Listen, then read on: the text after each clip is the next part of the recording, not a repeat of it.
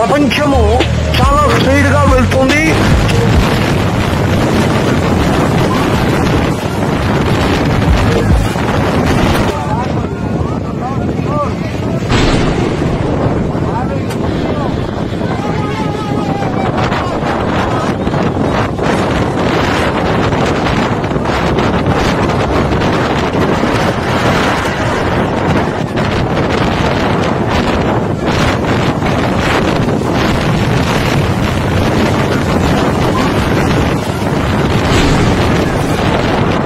ప్రపంచము చాలా స్పీడ్ గా వెళ్తుంది, చాలా ఆశ్చర్యకరంగా వెళ్తుంది. ఎవరికి అంతు పట్టని ప్రపంచ దినాలుగా వెళ్ళిపోతున్నాయి. మన ప్రభువు మనకు తోడుగా ఉన్నాడు కాబట్టి మనము ఈ ప్రపంచాన్ని జయించే శక్తి ప్రభు మనకిచ్చినాడు. మన ప్రభు మనకు ఎంత బలముగా మన ప్రక్కలో ఉండి మన కార్యాలను ఎంత బలముగా చేస్తున్నాడో అంత శక్తివంతుడు. మనకు ఎన్ని విధాలమైనటువంటి సహకారంతో మన కార్యాలన్నీ మనకు చేస్తున్నాడో మనకు తెలియపరచబడుతోంది. ఏమైనా బిడ్డలారా, ఈ రోజున వాక్యంలో నేను బయలుపరిచేది ఏంటంటే బాప్తిసము అనేటువంటిది చాలా మంది తీసుకుంటున్నారు. ఈ కాలంలో నాకు ఫోన్ల ద్వారా కూడా తెలియపరచబడుతున్నారు. చాలా మంది బాప్తిసము అనేది తీసుకుంటున్నారు. బాప్తిసం ఓకే, మంచిదే బాప్తిసం. అయితే ఈ పాస్టర్లు ఇవాంజలిస్టులు ఏం చేస్తున్నారంటే బలవంతంగా కాక మరి ఏ విధంగా ఇస్తున్నారో, మరి బీడీలు సిగరెట్లు బ్రాందీ షాప్ లో తాగేటువంటి వారు కూడా బాప్తిసాలు ఇస్తున్నారు. ఈ కాలంలో చేతికి తాళ్ళు కట్టుకుంటారు, మరి ఆ చెడ్డ మాట్లాడుతుంటారు, మరి ఇళ్లలో గలాట్లు కొట్లాట్లు చేస్తుంటారు. ఆ చెడ్డ ప్రవర్తనతో మరి బజార్లలో వాళ్ళు విచ్చలవిడి ప్రవర్తనంతో ఉంటారు. అటువంటి వారికి యవన స్థితిలో ఉన్నటువంటి వారికి అందరికీ ఇప్పుడు బాప్తిసాలు ఇస్తున్నారు. నాకు అనిపించింది ఈ బాప్తిసము అనేది సరైన క్రియనా అనిపించింది.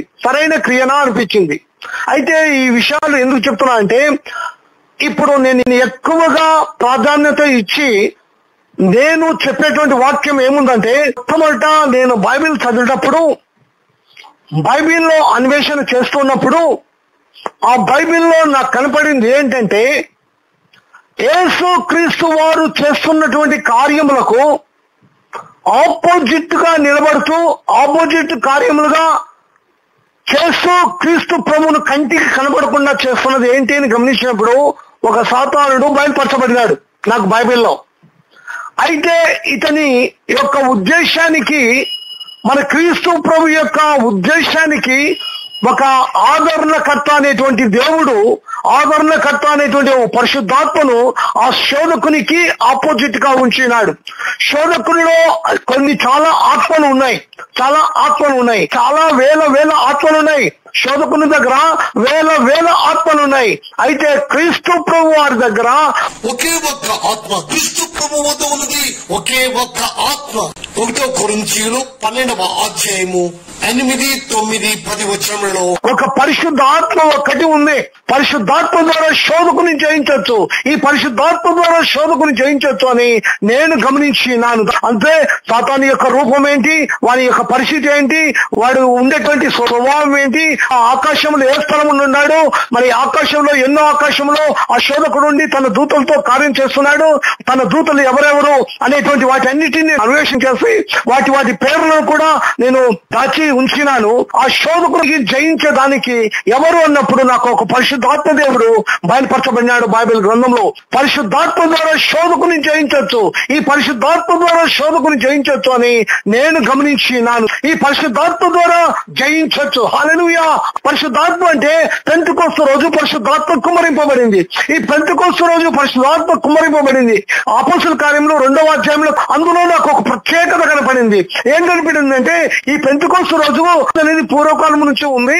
దావీదు రాజు కూడా పెంతెకొస్తు రోజున పరిశుద్ధాత్మతో నింపబడినాడు. సౌలు రాజు కూడా పెంతెకొస్తు రోజు పరిశుద్ధాత్మతో నింపబడినాడు. మోషే కాలంలో కూడా పెంతెకొస్తు రోజు ఉంది. వాటన్నిటిని అన్వేషణ చేసినప్పుడు పెంతెకొస్తు రోజు పరిశుద్ధాత్మ కుమ్మరింపబడింది.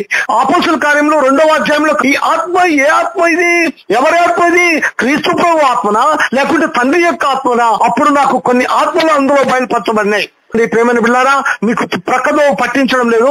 అయితే పెంతెకోస్తు రోజు ఒక ప్రత్యేకమైన ఆత్మ అపోస్తుల కార్యంలో 2వ అధ్యాయంలో దిగి వచ్చింది. ఈ పెంతెకోస్తు రోజు అపోస్తుల కార్యంలో దిగి వచ్చింది.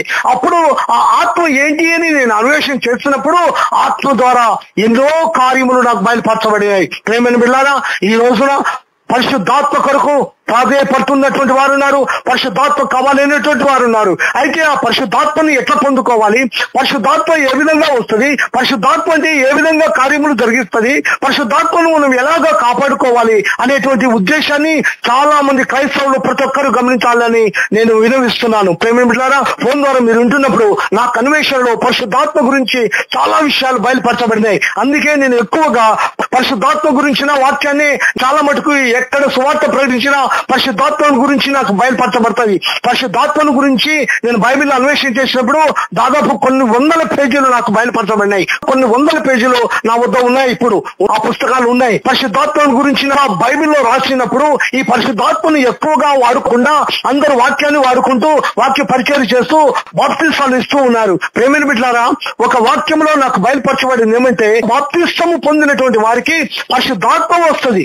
బాప్తిస్మం పొందినటువంటి వారు ప్రతి ఒక్కరూ పరిశుద్ధాత్మతో నింపబడాలి. ఓ ప్రేమని బిడ్డలారా, ఈ రోజు మీరు వాక్యం వింటున్నప్పుడు దయతో నేను అంటున్నాను, బైబిల్ యొక్క పద్ధతి ప్రకారము బాప్తిస్మం తీసుకున్న ప్రతి ఒక్కరూ పరిశుద్ధాత్మతో ఉండాలండి. పరిశుద్ధాత్మతో ఉండాలి. చాలా మంది అయ్యా నేను రక్షణ పొందినాను, అయ్యా నేను రక్షణ పొందినాను, నాకు ప్రార్థన చేయండి, అయ్యా నా పరిస్థితులు భయంకరంగా ఉన్నాయ్యా, మా ఇంటిలో పరిస్థితి చాలా ఘోరంగా ఉందయ్యా, మా ఇంటిలో నా కొడుకులు మాట వినక త్రాగుబోతులైనారయ్యా, నా త్రాగుబోతులైనారు, మరి నాకు ప్రార్థన చేయండి అయ్యా, అయ్యా నాకు ప్రార్థన చేయండి. అమ్మా నీకు యేసు ప్రభు అంటే తెలుసా అంటే తెలుసయ్యా, నేను మందిరానికి కూడా వెళ్తున్నానయ్యా, నా బిడ్డ మాట వినడం లేదయ్యా, నా బిడ్డ మాట వినడం లేదయ్యా, నేను క్రీస్తు ప్రభువును రక్షకునిగా అంగీకరించినానయ్యా అంటారు. అంటే క్రీస్తు ప్రభువును రక్షకుడుగా అంగీకరించినటువంటి వారు ఈ శరణంతో ఉండరని, ఈ శరణంతో ఉండరు. క్రీస్తు ప్రభువును అంగీకరించడం సహజం, ప్రతి ఒక్కరు అంగీకరిస్తున్నారు. బైబిల్ కూడా చెప్తుంది దయ్యాలు కూడా క్రీస్తు ప్రభువు గురించి బాగా తెలుసని, దయ్యాలు కూడా క్రీస్తు ప్రభువు గురించి బాగా తెలుసని. ప్రేమని బిడ్డలారా, ఈ రోజున క్రీస్తు ప్రభువు గురించి చాలా మందికి ఇంకా తెలియదు. నేను చాలా మందికి ఫోన్ ద్వారా కొన్ని ప్రశ్నలు జవాబులతో ఉన్నప్పుడు చాలా మందికి క్రీస్తు ప్రభువు గురించి తెలియదు. వారి సంఘటనలో, వారి కుటుంబాలలో, వారి వ్యసనాలలో, వారి ఆర్థిక ఇబ్బందులు, వారి సంసారంలో, వారి ఉద్యోగంలో, వారి కొట్టుకుంటారు తప్ప వారి యొక్క క్రీస్తు ప్రభువును అంగీకరించి క్రీస్తు ప్రభువును అన్వేషణ చేసేటువంటి వారు చాలా తక్కువ. అందుకే రెండో రాకడలో ఏకమైనటువంటి వారు కూడా చాలా తక్కువ అని బైబిల్లో సెలవిస్తున్నాడు. ప్రేమని బిడ్డలారా, ఈ రోజు వాక్య పరిచయం ఉంటున్నటువంటి మీరు, దయతో బాప్తిసం పొందినటువంటి మీరు, రక్షణ పొందినటువంటి మీరు పరిశుద్ధాత్మను పొందాలి, పరిశుద్ధాత్మను పొందాలి, పరిశుద్ధాత్మను పొందాలి, పరిశుద్ధాత్మను పొందాలి.